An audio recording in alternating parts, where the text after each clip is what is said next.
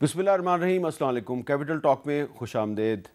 आज एक तवील अरसे के बाद पाकिस्तान में एक बहुत बड़ा इंटरनेशनल क्रिकेट इवेंट हो रहा है। आईसीसी चैम्पियंस ट्रॉफ़ी जो है उसका इफ्तिताही मैच पाकिस्तान और न्यूजीलैंड के दरमियान खेला गया। तो इस इंटरनेशनल इवेंट का पाकिस्तान में जो इनेकाद है इसको पूरी दुनिया में बहुत तवज्जो हासिल है, क्योंकि 29 साल के बाद पाकिस्तान में एक इंटरनेशनल क्रिकेट इवेंट हो रहा है। आप जानते हैं कि 2009 में लाहौर में जो श्रीलंकन टीम थी उस पर हमला हुआ था और उसके बाद पाकिस्तान में जो इंटरनेशनल क्रिकेट है ये एक बहुत बड़े बहरान से दो चार हो गई थी। तो आज जो आईसीसी चैम्पियंस ट्रॉफ़ी का पाकिस्तान में इनेकाद है, इसके बाद पाकिस्तान में जो क्रिकेट का और ख़ास तौर पे इंटरनेशनल क्रिकेट का मुस्तकबिल है वो क्या है, इस पर हम बात करेंगे दो क्रिकेटर्स के साथ। मोहम्मद आमिर साहब किसी तारुफ के मोहताज नहीं और अहमद शहजाद साहब हमारे साथ मौजूद हैं। कोशिश करेंगे कि हम राशिद लतीफ़ साहब से भी बात करें। सबसे पहले अहमद शहजाद साहब आपसे मैं बात करूंगा। आपको याद होगा, हम सबको याद है 2009 में जो लाहौर में श्रीलंकन टीम पर हमला हुआ था, उसके बाद पाकिस्तान की जो क्रिकेट है वो एक बहुत बड़े क्राइसिस से दो चार हो गई थी। आप कैसे एनालिसिस करेंगे ये जो टाइम गुजरा है 2009 से 2025 के दौरान? इसमें आपको भी बतौर क्रिकेटर बहुत सी मुश्किलात का सामना था, पाकिस्तान की क्रिकेट ने भी बड़ी मुश्किलात का सामना किया। हम कहाँ से चले थे, कहाँ तक पहुँचे और अब आपको क्रिकेट का मुस्तकबिल क्या नज़र आ रहा है? देखिए, वो मेरी डेब्यू सीरीज़ थी। अनफॉर्चुनेटली आप यही समझ लें कि मेरा अभी नाम आया ही था श्रीलंका के अगेंस्ट, मेरी पहली सीरीज़ थी और उसी सीरीज़ के दौरान ये सारा जो सिलसिला हुआ था जो भी आपने श्रीलंका के अगेंस्ट बताया है।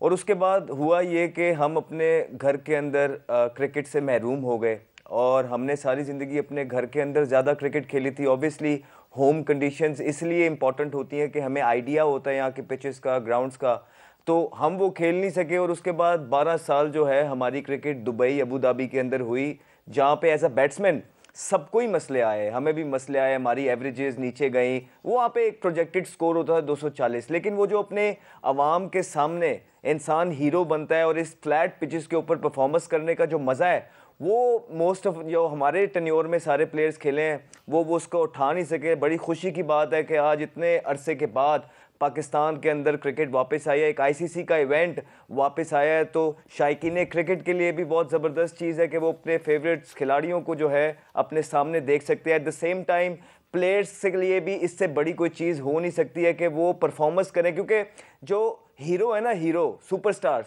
वो अपने क्राउड और अपने घर वाले बनाते हैं। तो यहाँ पे ये मैच जितवाएंगे, मुझे इसमें कोई दो राय नहीं है कि ये मैच जितवाएंगे हमारे प्लेयर्स, तो ये सुपरस्टार्स बन के बाहर आएंगे और इससे बड़ी अपॉर्चुनिटी खिलाड़ियों के पास भी हो नहीं सकती है। अच्छा मोहम्मद आमिर साहब, आप जो है बड़ी आपने एज ए क्रिकेटर बड़ी स्ट्रगल की है, लेकिन आपके साथ साथ ये इत्तेफाक की बात है कि जिस दौर में आप स्ट्रगल कर रहे थे उसी दौर में पाकिस्तान की क्रिकेट भी बड़े एक मुश्किल दौर से गुजरी थी और वो भी स्ट्रगल कर रही थी। तो इसमें जो इंडिया ने पाकिस्तान आके खेलने से इनकार किया, इससे हमारे फैंस जो हैं वो डिसअपॉइंट तो ज़रूर हुए, लेकिन आज इंडिया पाकिस्तान आके खेलने के लिए तैयार नहीं है और चैम्पियंस ट्रॉफ़ी के मैच दुबई में खेल रहा है। इससे पाकिस्तान को और चैंपियंस ट्रॉफी को फर्क पड़ेगा आपके ख्याल में?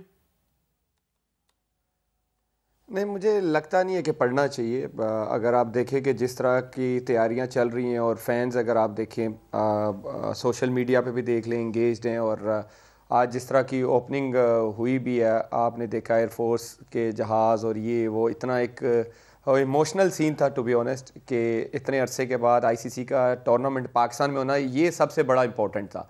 इंडिया का आना ना आना ये एक डिफरेंट डिबेट है, लेकिन आईसीसी का इवेंट होना पाकिस्तान में ये एक बहुत बड़ी बात है और 29-30 साल के बाद होना, और उसकी जो हाइप है। फिर आप देख ले ग्राउंड्स जिस तरह पीसीबी ने तैयार किए। मैं उस दिन हमारा चैम्पियन ट्रॉफी का फंक्शन भी था, ओपनिंग, उस पर ये हमारी 2017 वाली जो टीम थी वहाँ गई हुई थी। तो जो आईसीसी के हेड्स थे उन्होंने भी बहुत तारीफ़ की क्रिकेट बोर्ड की और ग्राउंड्स की, कि जिस तरह की क्रिकेट बोर्ड ने तैयारियाँ की हैं। तो आई थिंक इंडिया एक अलग डिबेट है कि वो आई नहीं आई, लेकिन हमारे लिए सबसे मेन चीज़ थी कि आईसीसी का जो टूर्नामेंट है वो पाकिस्तान में हो और वो हो रहा है। अच्छा, और ये बिल्कुल आप सही कह रहे हैं कि आईसीसी चैम्पियंस ट्रॉफ़ी का जो पाकिस्तान में इनेकाद है ये पाकिस्तान के लिए एक बड़ा मेडल है, ये इतना इम्पोर्टेंट नहीं है कि इंडिया की टीम पाकिस्तान आके खेलती है नहीं खेलती है, ये एक सेकेंडरी बात है, लेकिन चैम्पियंस ट्रॉफी का पाकिस्तान में होना एक बहुत बड़ी बात है। अच्छा, एक मैं आप दोनों का कमेंट चाहता हूं कि इस चैम्पियंस ट्रॉफी में एक एम्पायर ऐसा है जो 2009 का जो लाहौर में हमला था उसमें ज़ख्मी हो गया था और बहुत शदीद ज़ख्मी हुआ, 2-3 उनको गोलियां लगी। एहसन रज़ा साहब, आप सब उनको जानते हैं। तो एहसन रज़ा साहब जो हैं वो उसके बाद काफ़ी अरसे तक उनका इलाज होता रहा, फिर उनका बार बार ऑपरेशन होता रहा, और अब जिस तरह के अलीम डार साहब जो हैं वनडे इंटरनेशनल का उन्होंने रिकॉर्ड बनाया हुआ है, तो T20 का रिकॉर्ड जो है वो एहसन रज़ा साहब के नाम है। तो अहमद शहजाद साहब जी, जो एहसन रज़ा साहब जो हैं ज़ख्मी होने के बावजूद इन्होंने अपनी एम्पायरिंग जारी रखी और आज चैम्पियंस ट्रॉफी के मैचों की एम्पायरिंग भी कर रहे हैं, तो एहसन रज़ा साहब को आप समझते हैं कि ये भी हमारी इस चैम्पियंस ट्रॉफी के और पाकिस्तान के एक बहुत बड़े हीरो हैं? जी बिल्कुल, आई थिंक बड़ी बात होती है गोलियां खाना, ठीक है, ये तो जिन्होंने खाई हो उन्हीं को पता होती हैं। तो मेरा ख्याल है कि हमारे हीरो हैं, और उसके बाद हम सब जब भी उनको मिलते हैं ग्राउंड्स के अंदर भी बड़ा रिस्पेक्टफुल मिलते हैं, और उससे अच्छी बात यह कि उनकी जजमेंट में कोई फ़र्क नहीं पड़ा। वो जिस तरह के अंपायर पहले थे उससे बेहतर वो बाद में बन गए, और एक्सपीरियंस के साथ वो पॉलिश होते ही चले गए। मुझे याद है कि हम उस टीम के अंदर थे जब ये सारा सिनेरियो हुआ था, बड़ा खौफ का समा था और बड़े डर गए थे सारे। श्रीलंकन प्लेयर्स भी अगर आप देखें बड़े डरे और सहमे बैठे थे, उनकी बीवियां वो जो है अपने प्लेयर्स का जो है ना पता कर रही थी। तो वो समा जो है वो बड़ा एक हॉरिबल सीन्स थे पाकिस्तान क्रिकेट के लिए। लेकिन आज अल्लाह ने ये दिन भी दिखाया है कि वो सारी चीज़ें पीछे रह गई हैं, और आज पाकिस्तान के अंदर आईसीसी चैंपियंस ट्रॉफी आया है। और आपने जिस तरह कहा है कि पाकिस्तान के अंदर आईसीसी चैंपियंस ट्रॉफी आना काम है, मुझे लगता है कि पाकिस्तान चैंपियंस ट्रॉफी को सक्सेसफुली करवाना काम है। तो तो एक चीज़ गई है, अब इसको अच्छे तरीके से बगैर किसी मिसहैप के फिनिश करना, चाहे वो लाइटिंग्स है, चाहे वो पिच की प्रेपरेशन है, चाहे वो होटल में लड़कों के स्टेज हैं, चाहे उनको फूड पॉइजनिंग से बचने वाले खाने देने हैं, तो ये सारी चीज़ें, सिक्योरिटी, तो ये सारी चीज़ें अभी ऑनगोइंग प्रोसेस में है। इंशाल्लाह ताला होपफुली कि ये चीज़ें भी स्मूथली जाएं और एक अच्छे तरीके से पाकिस्तान के अंदर जब आईसीसी का इवेंट वापस आया है तो वो ख़त्म हो, ताकि आगे भी पाकिस्तान की क्रिकेट खुलती ही रहे। अच्छा आमिर साहब, आप फास्ट बॉलर हैं, अहमद शहजाद साहब ने खाने की यानी कि फ़ूड की बात की है जिसकी बड़ी अहमियत होती है, तो ये थोड़ा सा आप हमारे व्यूअर्स को समझाएंगे कि जो क्रिकेटर्स हैं आम तौर पे इनका खाना जो है वो खाना नहीं होता जो हम अपने घरों में खाते हैं। फ़र्क क्या है क्रिकेटर्स के खाने में और आम लोग जो खाना खाते हैं उसमें फ़र्क क्या है, और वो फ़र्क क्यों रखा जाता है? देखिए हामिद भाई, एक तो जो स्पोर्ट्समैन होता है specially on the match day, आपको पता है प्रोटीन्स और कार्ब्स हमारी बॉडी में होना बहुत ज़रूरी है, और आपको जो है मैच से पहले कार्ब्स पूरे चाहिए होते हैं। जैसे ही मैच ख़त्म होता है आपको प्रोटीन लेना होता है क्योंकि आपके मसल की रिकवरी उस तरह हो। और ये डाइट जो है क्रिकेटर के लिए बहुत ज़रूरी है, क्योंकि अगर आप डाइट प्लान अपना ट्रेनिंग के साथ सही नहीं रखते तो आप स्ट्रगल करते हैं। और यस, आपने सही कहा कि हमारा खाना जो है, जो भी ग्राउंड में भी खाना होता है उसमें प्रोटीन भी साइड पे पड़े होते हैं, कार्ब्स भी होते हैं, और एज अ प्लेयर आपकी ये रिस्पॉन्सिबिलिटी होती है कि आपने अपनी बॉडी को क्या डाइट देनी है, क्योंकि कुछ लोग नहीं ख्याल करते, ना ट्रेनिंग का ख्याल करते हैं ना डाइट का ख्याल करते हैं, और उनको बाद में उस चीज़ का स्ट्रगल भी करना पड़ता है। तो मुझे एज अ स्पोर्ट्समैन मैं तो हमेशा इस चीज़ का स्ट्रॉन्ग बिलीवर हूँ कि यस, आपको ट्रेनिंग आपको फिट करती है, लेकिन उसके साथ आपकी जो डाइट होती है वो बहुत ज़रूरी होती है। अच्छा, अब अहमद शहजाद साहब, मैं आपसे ये बात करना चाहता हूँ कि ये एक तो डाइट है ना, पाकिस्तान में जो डोमेस्टिक क्रिकेट में जो लोग फर्स्ट क्लास खेलते हैं, patterns trophy, Quaid-e-Azam trophy, grade 2 की क्रिकेट खेलते हैं, मेरा ख्याल है बहुत कम लोग जो हैं वो इस चीज़ का ख्याल रखते हैं। बाद में जब वो इंटरनेशनल क्रिकेट में आते हैं तो फिर वो ख्याल रखना शुरू करते हैं। तो आप अगर इंडिया और पाकिस्तान के क्रिकेट के सिस्टम का अगर आप कंपैरिजन करें तो आपको पाकिस्तान की क्रिकेट में सबसे बड़ा मसला क्या नज़र आता है? होए होए, बड़ा हैवी क्वेश्चन किया है हामिद भाई। कोई एक मसला तो नहीं है, मसले तो रैंकिंग सब बता देती हैं। हामिद भाई आपके सामने रैंकिंग्स करी हैं, एक वर्ल्ड नंबर 1 की साइड है और वहाँ कंसिस्टेंटली रहती है। और एक जो है कोई 8वें 9वें नंबर की साइड बन गई है। आहिस्ता आहिस्ता सिस्टम ख़राब हुआ है। हमारे डोमेस्टिक के अंदर पूरे का पूरा स्ट्रक्चर रिवैम्प होने वाला है। डोमेस्टिक के अंदर लोगों को की कोचिंग जो है बच्चों की वो अच्छी होने वाली है। मसला ये है कि कोचिंग भी जो है, हमारे जो कोचेज़ हैं डोमेस्टिक के अंदर वो इतने क्वालिफाई नहीं है, और फिर जो उनका ट्रीटमेंट है बच्चों के साथ, आपको तो पता ही होगा आमिर भाई हमारा किस तरह तू तड़ाक वाला सिस्टम होता है। और फिर मेरे ख्याल से मेरिट को प्रिवेल करना बहुत ज़रूरी है, क्योंकि निचले लेवल से आप लोग मेरिट को प्रिवेल नहीं करेंगे, ख्याल नहीं रखेंगे, तो वो प्रोडक्ट ऊपर नहीं आएगी। और जो प्रोडक्ट ऊपर आ भी जाती है वो भी कहीं ना कहीं उसके पीछे कोई ना कोई हमें देखने, हमारे सामने मिसालें हैं, नाम नहीं मैं लेना चाहता, सिफारिशें भी उसके साथ होती हैं, तो वो प्रोडक्ट पूरा बनता नहीं है। अगर कोई आ भी जाए तो दबा दबा प्रोडक्ट आता है। वेयर एज अगर आप भारत की बात करते हैं तो उनके आप देखें वो कोई दबा दबा नहीं आता, चाहे वो मेरिट है, हर एक चीज़ को वो प्रिवेल करते हैं। तो कोई एक चीज़ नहीं है सर, बहुत सारी चीज़ें हैं जिस पे काम होने वाला है, और हम पिछले 6-8 महीने से इन सारी चीज़ों की निशानदेही करा रहे हैं। अभी फिर एक दफ़ा आईसीसी चैंपियंस ट्रॉफी आ गया है, हमारा पूरा फ़र्ज़ बनता है कि हम सपोर्ट करें अपनी टीम के अंदर, और ये पाकिस्तान को ये, क्योंकि आपको देखना पड़ेगा सर के पिछली दफ़ा जब हम वर्ल्ड कप से एलिमिनेट हो गए थे क्वालिफाई किए बगैर, तो हमें ये बोला गया था, ये सीनियर प्लेयर, क्योंकि आवाम डिमांड कर रही थी प्रॉपर रिवैम्प, लेकिन हमें ये कहा गया था कि यार आगे आईसीसी का इवेंट चैंपियंस ट्रॉफी आने वाली है 6 महीने बाद, तो अब इतनी जल्दी टीम बना नहीं सकते हैं। तो ये मेक और ब्रेक टूर्नामेंट है हमारे सीनियर प्लेयर्स के लिए भी, और वो लोग जो सिलेक्शन कमेटी में है या कोचेज हैं जिन्होंने एक स्पिनर कम डाला, बाबर आजम को ओपनर बना दिया, आज तो फ़खर भी इंजर्ड हो गए, तो ये सारी चीज़ें जो हैं ये इनके ज़िम्मे है। हम पूरी दुआ और सपोर्ट करेंगे कि इस दफ़ा आईसीसी चैंपियंस ट्रॉफी पाकिस्तान जीते, लेकिन अगर खुदा न ख्वास्ता ऐसा ना हो सका तो ये अपने साथ बहुत सारा सवालिया निशान इस सिस्टम और स्ट्रक्चर पे छोड़ के पाकिस्तान टीम चली जाएगी। अच्छा आमिर साहब, ये एम.एस. शहजाद साहब ने रैंकिंग्स का जिक्र किया है, बिल्कुल ठीक है, पाकिस्तान की रैंकिंग्स जो हैं वो काफ़ी मुतासर हुई हैं, तो क्या इसकी वजह पाकिस्तान में जो क्रिकेट का सिस्टम है, जो क्रिकेट का स्ट्रक्चर है, वो भी उसकी एक वजह है? हम चाहते हैं कि हमारी टीम जो है वो जब भी किसी टीम के साथ मैच खेले तो जीते ज़रूर, लेकिन क्या आप ये बताना पसंद करेंगे कि ये टीम जो है इसके पीछे जो सिस्टम है वो सिस्टम इस काबिल है कि ये टीम जो है ये पाकिस्तान के जो क्रिकेट के शायकीन हैं उनकी उम्मीदों पर पूरा उतरे? देखिए अहमद ने बड़े अच्छे तरीके से सारी चीज़ें एक्सप्लेन की है, लेकिन आपकी वो डाइट वाली बात से मुझे याद आया कि आपने सवाल भी किया था कि हम कहाँ लैक करें। देखिए अगर आज भी आप जाके डोमेस्टिक क्रिकेटर से पूछे ना, क्रिकेटरों से, कि डेली अलाउंस जो है वो 1000 से 2000 रुपये है, तो आपको पता है कि वो अब जो एक फास्ट बॉलर है वो दिन में अगर 4 डे मैच खेल रहा है वो जाके क्या खाना खाएगा 1000-2000 में। तो ये एक अलमिया है कि आपको डोमेस्टिक क्रिकेट में इन्वेस्ट करना पड़ेगा, डोमेस्टिक प्लेयर्स को पैसे ऐसे देने पड़ेंगे कि वो ट्रेनिंग कर सकें, वो अपने ऊपर इन्वेस्ट कर सकें, अच्छे खाने खा सकें, अपने आप को मेंटेन कर सकें। जब आप स्ट्रक्चर सही रखते हैं, जब आप इन्वेस्ट सही करते हैं तो प्रोडक्ट अच्छा आता है, क्योंकि इन्वेस्ट सही नहीं होता तो फिर प्रोडक्ट भी ऐसा ही आता है, ऑन एंड ऑफ आपको एक टैलेंट मिल जाता है। आप अभी भी देख लें, हम एज अ टीम बहुत कम जीतते हैं, कोई एक आध प्लेयर या 2 प्लेयर टीम में परफॉर्म करते हैं तो टीम मैच जीत जाती है। तो क्योंकि इन्वेस्टमेंट आप जब तक सही नहीं करेंगे आपका प्रोडक्ट सही नहीं आएगा। और हम ये पिछले 30 साल से यही रो रहे हैं कि डोमेस्टिक क्रिकेट में पैसे दें, डोमेस्टिक क्रिकेट में पैसे दें। आपको भी पता है अब इतनी महंगाई है, एक फर्स्ट क्लास क्रिकेटर 1000-2000 में क्या खाना खाएगा, कौन सा अच्छा खाना खाएगा, वो या चने खाएगा या बेचारा दाल खाएगा। तो ये चीजें बहुत ज्यादा जरूरी हैं क्रिकेटरों पे इन्वेस्ट करने वाली।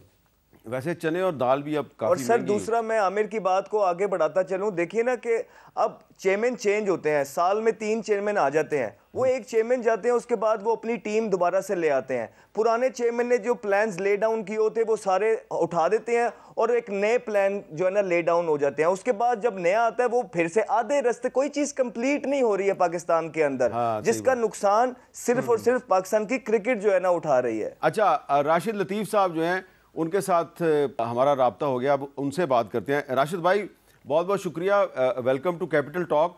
हम एम.एस. शहजाद साहब और मोहम्मद आमिर साहब के साथ पाकिस्तान के क्रिकेट के सिस्टम पे बात कर रहे हैं। तो आपको क्या लग रहा है कि ये जो टीम हमारी इस वक्त चैंपियंस ट्रॉफी में न्यूजीलैंड के खिलाफ बरसरे पेकार है, ये टीम आगे चलकर ये आम पाकिस्तानी क्रिकेट फैंस की उम्मीदों पर पूरा उतरेगी?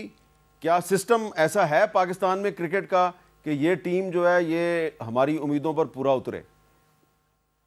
देखिए, एक एक आध दो टूर्नामेंट जीत सकते हैं, हो सकता है हम ये चैंपियंस ट्रॉफी जीत जाएं, यू नेवर नो।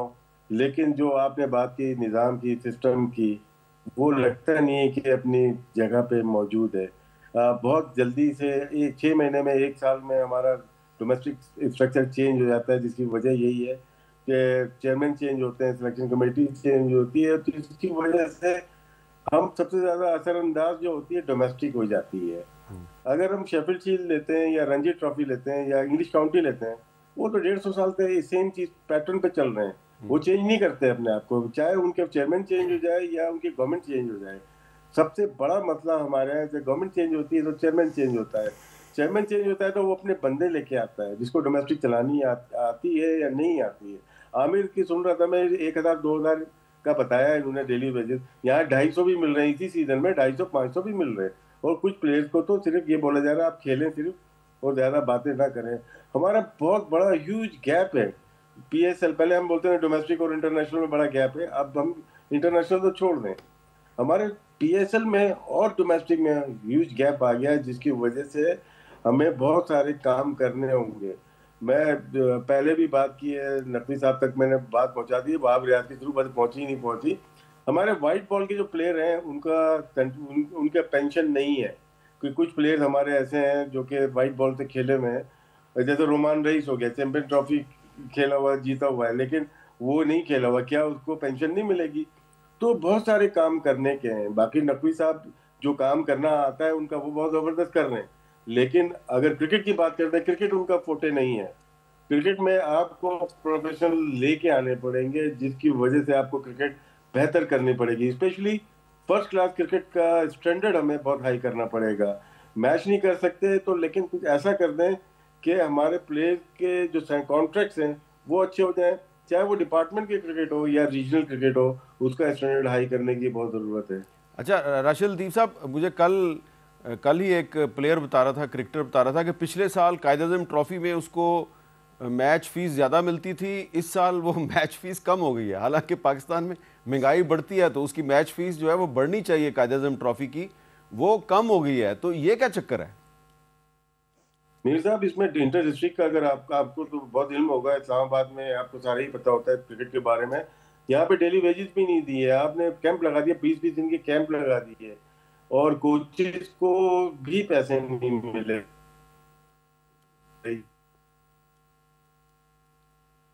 ये वाहिद बोर्ड है दुनिया का जो कि अपने कोचेस को अकोमोडेट नहीं कर पाता, वेजेस नहीं दे पा रहे हैं। हालांकि स्कूल खुले हुए थे, आप 6 बजे उनको बुला रहे हैं, छुट्टियां नहीं थी, तो उनके एजुकेशन का भी फर्क होता है। तो आपको जो स्केड्यूल बनाना चाहिए कैंपिंग का, वो स्कूल की मुनासबत से कि स्कूल कब खुले हैं, कॉलेज यूनिवर्सिटी के हिसाब से, कितने लोगों के तो पेपर्स भी आ जाते हैं। तो आपकी बात दुरुस्त है कि जिस तरह से ये क्रिकेट चल रही है, फाइनेंशियली बहुत वीक हो गए हैं। यहाँ पे जी एक ब्रेक लेते हैं और ब्रेक के बाद दोबारा मिलते हैं।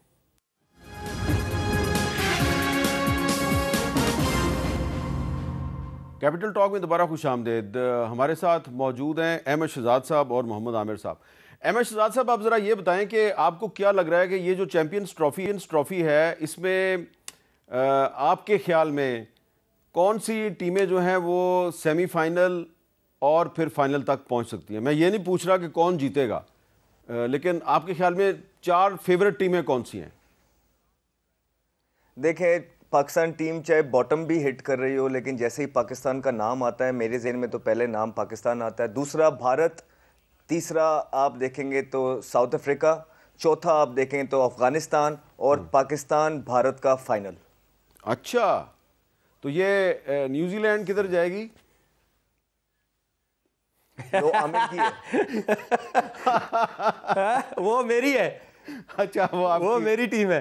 अच्छा आमिर भाई, अब आप बताएं ना। आमिर भाई, आपके ख्याल में 4 फेवरेट टीमें कौन सी हैं? देखिए हामिद भाई, मैं तो पहली तो न्यूजीलैंड, मैंने तो न्यूजीलैंड, कल भी ताबिश भाई के भी शो में बोला है कि न्यूजीलैंड मेरी हॉट फेवरेट टीम है। इंग्लैंड, उसके बाद है पाकिस्तान, और अफगानिस्तान को भी राइट ऑफ नहीं कर सकते आप इन कंडीशंस में। अच्छा, आप दोनों जो हैं आपका पाकिस्तान और अफगानिस्तान पे इत्तेफाक है कि आपके ख्याल में ये टीमें जो हैं ये सेमीफाइनल्स तक पहुंचेंगी, लेकिन आमिर भाई, आपके ख्याल में इंडिया जो है वो इस काबिल नहीं है कि वो सेमीफाइनल तक पहुंचे? इंडिया, हामिद भाई, अगर आप देखें ना, मुझे लगता है कि पाकिस्तान दुबई में इंडिया को हरा सकता है, न्यूजीलैंड भी मार देगा इंडिया को, जो मुझे लगता है दुबई के अंदर। और क्योंकि इंडिया की जो फास्ट बॉलिंग है ना, मुझे वो वीक लिंक लग रहा है इस टाइम। अच्छा, वो क्योंकि बुमराह की वजह से, बुमराह भी इंजर्ड हैं, शामी अभी इंजरी के बाद आए हैं, उनके दो मेजर ये जो फास्ट बॉलर थे आपको नए बॉल से और पुराने बॉल से आउट करके दे रहे थे।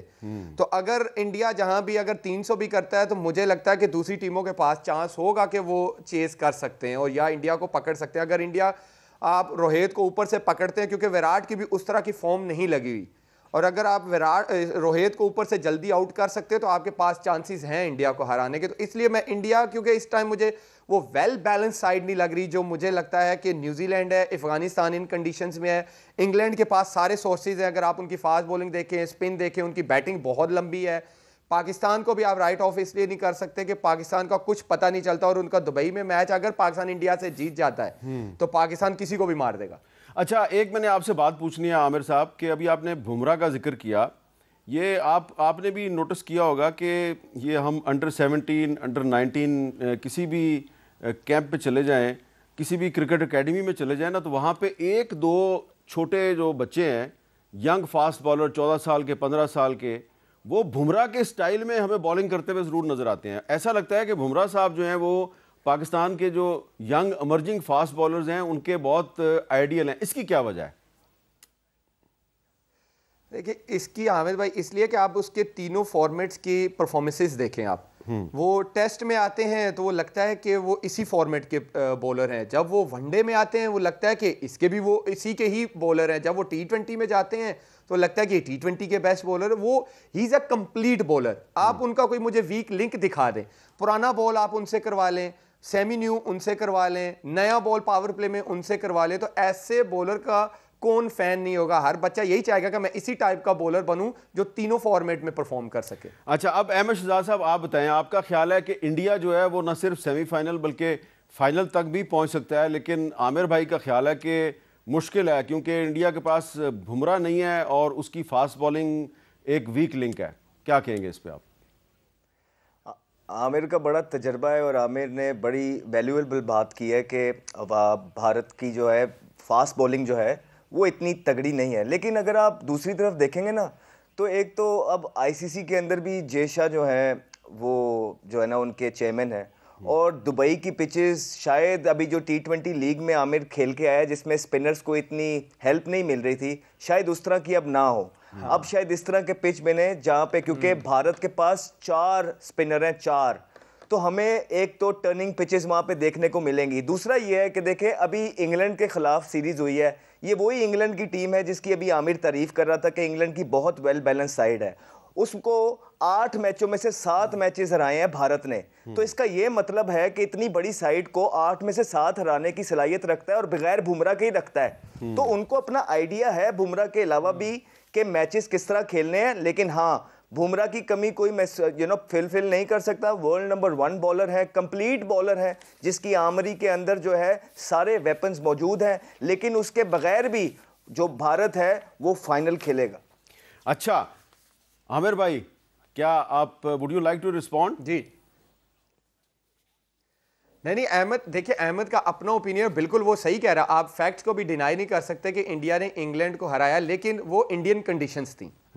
ठीक है, यहाँ पे दुबई और पाकिस्तान की कंडीशंस हैं, और इंग्लैंड पाकिस्तान जब भी है, आपको पता है कि इंग्लैंड ने हमेशा अच्छा परफॉर्म किया पाकिस्तानी कंडीशंस में, और अगर उनको यहाँ पे अच्छा स्टार्ट मिल जाता है, मैं बात कर रहा हूँ क्योंकि टीम इतनी बैलेंस साइड है। आप पास, मैं कई दफ़ा पास को नहीं देखता, मैं हमेशा एज अ प्लेयर ये बिलीव करता हूँ कि किसी प्लेयर ने जब डिलीवर किया होता है ना तो उसकी एबिलिटी पे डाउट नहीं करते। इसी तरह इंग्लैंड की जो टीम है वो आईसीसी इवेंट्स में हमेशा वेल बैलेंस होके और अच्छी तरह तैयार होके आती है और वो परफॉर्म करते हैं, और उनके पास ऐसे प्लेयर्स हैं। आप नाम गिनवाएं, आप फिल सॉल्ट देख लें, डकेट देख लें, बटलर देख लें, हैरी ब्रूक्स देख लें, लिविंगस्टोन, ऑन द डे ये कोई भी ऐसा प्लेयर है इनमें से कि वो दूसरी टीम से मैच लेके जा सकता है। Archer, Mark Wood, Jordan craze, फिर आदिल रशीद, तो ये ऐसे प्लेयर्स हैं जिनके पास एक तो आईसीसी के इवेंट्स के एक्सपीरियंस हैं। आप इनकी पिछली परफॉर्मेंस ना देखें, आप यहाँ पे इनका स्टार्ट देखें, अगर इनको अच्छा स्टार्ट मिलता है यही टीम आपको फाइनल खेलते हुए नजर आएगी।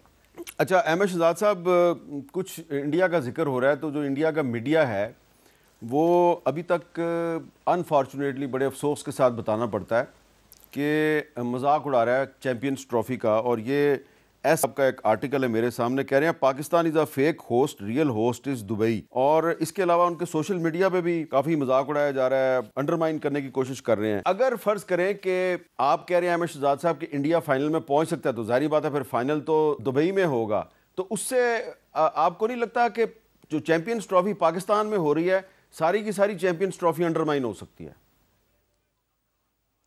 जी बिल्कुल, इसमें दो राय नहीं है। इसलिए देखें, हमारा स्टांस बड़ा क्लियर था। हमारा स्टांस ये था कि जो टीम पाकिस्तान आ रही है वो खेले, जो पाकिस्तान नहीं आ रही उनको वैसे ही फोरफीट दे देना चाहिए, वो वैसे ही नहीं होनी चाहिए। तो इसमें तो कोई दो राय नहीं है कि ये भारत की तरफ से एक कोई इतना अच्छा इकदाम नहीं है। जहाँ पूरी दुनिया की टीमें पाकिस्तान आ रही हैं, भारत को भी पाकिस्तान आना चाहिए था। इसका तो ये मतलब है कि मतलब ऑस्ट्रेलिया के लोग हल्के हैं या इंग्लैंड के प्लेयर्स की वो वैल्यू नहीं है जो इंडियन प्लेयर्स की है। नहीं, सारे प्लेयर्स की वैल्यू होती है, लेकिन हम सबको पता है कि ये उनकी गवर्नमेंट के माइलेज लेने के थोड़े बहुत तरीके हैं। और कुछ भी हो जाता, उन्होंने पाकिस्तान में भेजनी नहीं थी टीम, जिसकी वजह से मज़ा तो डेफिनेटली किरकिरा हुआ है। और उनके प्लेयर से जब भी बात हुई है, वो लोग बहुत चाहते हैं पाकिस्तान आके खेलना, क्योंकि उनको पता है कि उनकी एक बहुत बड़ी फ़ैन फॉलोइंग पाकिस्तान के अंदर पजेस करती है। और एक एज अ प्लेयर जब ने आपने इतना पैसा, इतनी शोहरत, इज्जत कमा ली होती है, उसके बाद आप यही मेमोरीज जो है अपनी आर्मरी में डालना चाहते हैं, बकेट में डालना चाहते हैं। शर्मा, बुमराह। जी यहाँ पे एक ब्रेक लेते हैं और ब्रेक के बाद दोबारा मिलते हैं।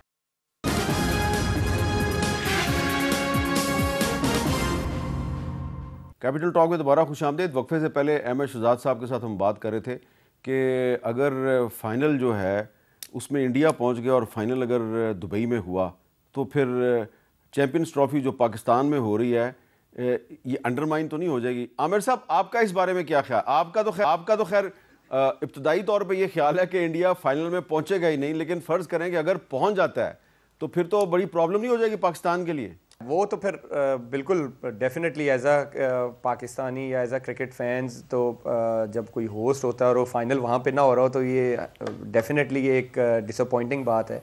और लेकिन अब ये डिसाइड हो चुका है कि पाकिस्तान ने इंडिया नहीं जाना, इंडिया ने पाकिस्तान ही आना, तो अब तो फिर यही है कि दुबई दूसरा होम है सबका। ये चीज़ें डिसाइड हो गई। अगर डिसाइड ना हुई होती तो फिर एक और चीज़ होती, क्योंकि आपको भी पता है आगे इंडिया में भी T20 वर्ल्ड कप आ रहा है, तब देखते हैं कि अब पाकिस्तान वहाँ पे नहीं जाता, और अगर पाकिस्तान फाइनल में पहुँच जाता है तो फिर भी फाइनल जो है वो दुबई में होगा। तो ये चीज़ें अब ऐसे ही चल रही हैं। अच्छा, अब ये बताएं कि अब ये जो आने वाले मैच हैं, इसमें पाकिस्तान की जो क्रिकेट टीम आज न्यूजीलैंड के ख़िलाफ़ खेली है, इसी टीम को अगले मैचों में खिलाना चाहिए, या इसमें कुछ आपको लगता है तब्दीलियां करने की भी ज़रूरत है? देखिए, अब हामिद भाई कुछ है ही नहीं है ना। अब जो आपके पास बेस्ट अवेलेबल प्लेयर्स थे वो आपने आज खिला दिए। और दूसरा ये है कि फ़खर का अब इंजरी का भी अपडेट आएगी, पता चलेगा। अगर फ़खर भी इंजर्ड हो जाते हैं, हम वैसे ही साइम की वजह से इतना स्ट्रगल कर रहे थे, और फ़खर भी अगर चला गया तो फिर तो बहुत मुश्किल है पाकिस्तान के लिए। और 3 दिन के बाद आपका इंडिया के साथ मैच होना है, तो अगर फ़खर चले जाते तो बहुत बड़ा नुकसान होगा। बाकी तो मोरलेस यही प्लेयर खेलेंगे, मुझे लगता है सेम टीम खेलेगी। अब फ़खर की फ़िटनेस पे डिपेंड करता है। अभी तक सामने नहीं आया कि उनको बैक स्पैज़म है या नी इंजरी, अभी तक ये क्लियर नहीं हुआ। अगर तो नी इंजरी हुई तो फिर तो फ़खर मुझे लगता है कि पूरे चैम्पियन ट्रॉफी से बाहर हो जाएंगे। अच्छा अहमद शहजाद साहब, साउद शकील साहब से स्कोर नहीं हुआ, तो आपके ख्याल में उनकी कोई रिप्लेसमेंट है हमारे पास, या उनको अभी मज़ीद ट्राई करने की ज़रूरत है?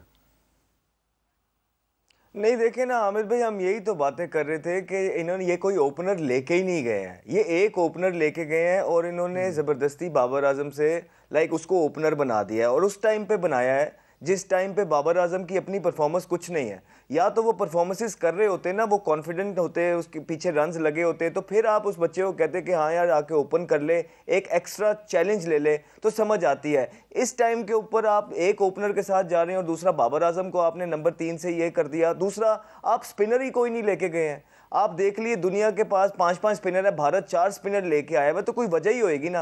आप आज के मैच में भी स्ट्रगल कर रहे हैं, पिच में आपको जहां विकेटें लेनी थी वहां आप जो है ना पार्ट टाइम अपने बॉलर लगा देते हैं। तो ये चीज़ें बिल्कुल पाकिस्तान के साथ साथ चल रही हैं। अगर आप मुझसे पूछते हैं तो मैं तो 5 से 6 प्लेयर पूरे 15 में डिफरेंट होते, लेकिन ये जो 15 लेके गए हुए हैं उसमें मोरलेस सर यही ऑप्शन है और इनके पास कोई ऑप्शन ही नहीं है।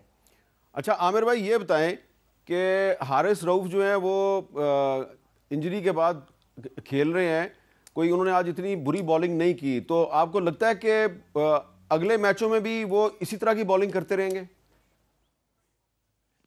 हामिद भाई क्या आपने 100 उसने खाना था उसका इंतजार कर रहे थे? 10 में 80 हुआ उसने। मैंने इसीलिए कहा है कि इंजरी के बाद आया बेचारा, इंजरी के बाद आया है। इंजरी देखिए, इंजरी के बाद आसान नहीं होता, इसमें तो कोई शक नहीं है। पहली गेंद पे छिक्का पड़ा उसको आज, जब उसको पहली गेंद पे छिक्का पड़ा तो उसका आधा कॉन्फिडेंस तो वहीं पे शटर हो गया होगा। वो जिस तरह का बॉलर है, आता है जान मारता है, 145 करता है, और उसको साइड का था प्रॉब्लम, साइड स्ट्रेन जो होता है ये बड़ा तंग करता है फास्ट बॉलर को। उसके बावजूद वो ये नो डाउट कि वो 140 प्लस बॉलिंग कर रहा था। लेकिन यस, क्रिकेट में होता है, डेफिनेटली होता है, लेकिन आपको अपनी गलतियों से सीखना होता है कि यार मैंने इस मैच में क्या एज अ बॉलर गलती की है कि जो मैं अगले मैच में बेहतर कर सकता हूं। और इतना एक्सपीरियंस हो गया हुआ है कि उसको अब आइडिया हो जाना चाहिए कि किस विकेट पे या किस कंडीशन में मुझे किस तरह की बॉलिंग करनी है, किस प्लेयर की क्या स्ट्रेंथ है, किस प्लेयर की क्या वीकनेस है।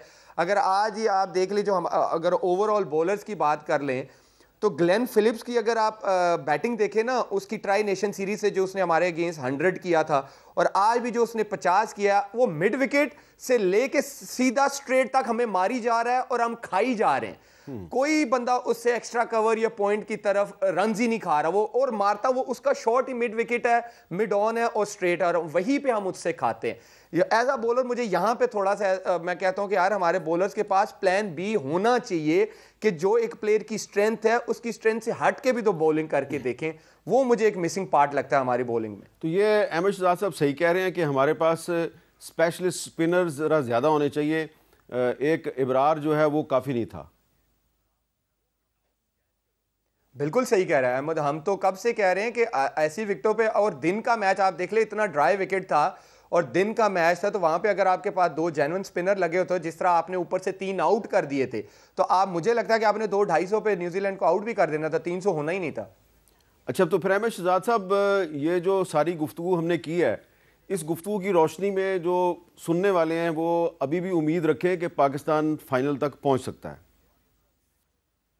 जी बिल्कुल, इसमें कोई दो राय नहीं है। देखिए ये मैच बाबर आजम अभी खेल रहे हैं, जिनसे काफ़ी देर से भी परफॉर्मेंस नहीं हो रही है, और ओडीआई में बड़े ज़बरदस्त प्लेयर हैं, उनके स्टैट्स बहुत अच्छे हैं। हमें उम्मीद रखनी चाहिए कि अगर पाकिस्तान ने इन पे 6-7 साल से इन्वेस्टमेंट की है तो वो इसीलिए की है कि वो इस तरह के मैचेस जितवाएंगे। बिल्कुल, फ़खर जमान भी खेल रहे हैं, बाबर आजम भी खेल रहे हैं, इनको जितवाना चाहिए। नीचे सलमान अली आ गए, जितवाएं यार, ये मैच जितवाएं, और उसके बाद भारत के मैच के अंदर अच्छे कॉन्फिडेंस से जाएं और हीरो बने। यही टाइम है हीरो बनने का, क्योंकि जितनी खुली क्रिकेट इन प्लेयर्स को मिली है, बगैर किसी प्रेशर के, बगैर किसी सीनियर के, यही सीनियर थे, यही जूनियर थे, जो इन लोगों ने कहा पिछले 4 से 5 सालों से वो होता रहा। 7 से 8 इवेंट ये सेम बंच ऑफ ग्रुप को, जो 6-8 प्लेयर हैं, इनको मिले हैं। Now it's high time for everybody. मुल्क के लिए भी ये बहुत ज़रूरी है हामिद भाई, और इनके अपने करियर्स के लिए भी ये बहुत इंपॉर्टेंट है कि ये आईसीसी चैंपियंस ट्रॉफी जितवा के दें। आमिर भाई, आखिर में ये बताएं कि आपको लगता है कि बाबर आजम वर्सेस विराट कोहली ये चैंपियंस ट्रॉफी फैसला करेगी कि दोनों में से बड़ा बैट्समैन कौन है? आमिर भाई फिर लोग नाराज हो जाते हैं, ये कंपैरिजन बनता ही नहीं है। वो उसको विराट कोहली को बड़ा प्लेयर साबित करने के लिए अब उसका टाइम चला गया। वो तो क्रिकेट छोड़ने वाला है, 1-2 साल बाद क्रिकेट छोड़ देगा, उसका 25,000 रन हो गया। तो आपके ख्याल में बाबर आजम का किस इंडियन प्लेयर के साथ कंपैरिजन बनता है? किस इंडियन प्लेयर के साथ? यानी कि हम अगर एज अ क्रिकेटर जो है ना, कंपैरिजन जी आप नहीं करना चाहते? बनता नहीं है। मैं उस एज अ प्लेयर मुझे नहीं लगता कि अच्छी चीजें होती कि कंपेयर करें, क्योंकि जब प्लेयर क्रिकेट छोड़ता है ना, जैसे वसीम भाई का हम आज भी जिक्र करते हैं क्योंकि उन्होंने एक क्रिकेट में लेगेसी छोड़ी है, 500 विकेटें ली हैं इंटरनेशनल क्रिकेट में, और ड्यूरिंग प्ले जो खेल रहा होता है उनका कंपैरिजन करना मुझे एज अ प्लेयर लगता है कि वो सही चीज़ नहीं होती। अहमद शहजाद भाई, आप अपनी मुस्कुराहट पे काबू पा के कुछ कहना चाहेंगे? हाँ जी, बस सर यही है कि देखिए वो तो हम तो जो बातें 3 साल से कर रहे हैं, बाबर आजम की जब आपने बात की है ना, देखिए हमने फैक्चुअली बातें की हैं और सारा बता दिया अब दुनिया के सामने सारी चीज़ें कि वो T20 क्रिकेट में जहाँ इवॉल्व हो गई है, बाबर आजम पीछे रह गए, उनके पास वो स्ट्रेंथ नहीं है। टेस्ट में 22 इनिंगों में उनका 1.50 नहीं था, उन्हें एक्सटेंडेड रन दिया जा रहा है, ठीक है, हमने बड़ी तनकीद की, लेकिन वनडे इनका फॉर्मेट है, तो वनडे के अंदर अब इनको चाहिए कि इस फॉर्मेट के अंदर ये मैचेस जितवाएं पाकिस्तान को, और अपनी भी जो एक बका है उसको कायमो दायम रखें सर। बाकी कंपैरिजन की जो आप बात कर रहे हैं वो तो बेचारा आप खुद कहने लग गया है कि मुझे किंग शिंग ना कहें, तो जब पीछे 3-4 साल से स्कोरें हो रही थी तब मज़े लेते रहे, अब वो कह रहे हैं कि मुझे किंग ना कहें, तो बस। और फिर ट्विटर पे आप देखें ना, इनके ही लोग एक कैंपेन चलाते थे, बकरी ग्रेटेस्ट ऑफ ऑल टाइम, तब इनको मज़े आ रहे थे, और आज जब बल्ला रूठ गया पिछले 2.5 सालों से 2 सालों से, तो ये क्रिकेट है, प्रोसेस जब आपका छूट जाता है तो ये आपको दिखाती है। जी जी, बहुत बहुत शुक्रिया अहमद शहजाद साहब और मोहम्मद आमिर साहब। और हम ये चैम्पियंस ट्रॉफ़ी जो है, इसके बाद पाकिस्तान मज़ीद बड़े बड़े इंटरनेशनल क्रिकेट इवेंट्स को होस्ट करेगा, और इंशाल्लाह ताला वो दिन भी आएगा जब इंडिया जैसी क्रिकेट टीम जो है वो पाकिस्तान आने से इनकार करते हुए 100 दफ़ा सोचेगी। इजाज़त दीजिए, अल्लाह हाफ़िज़।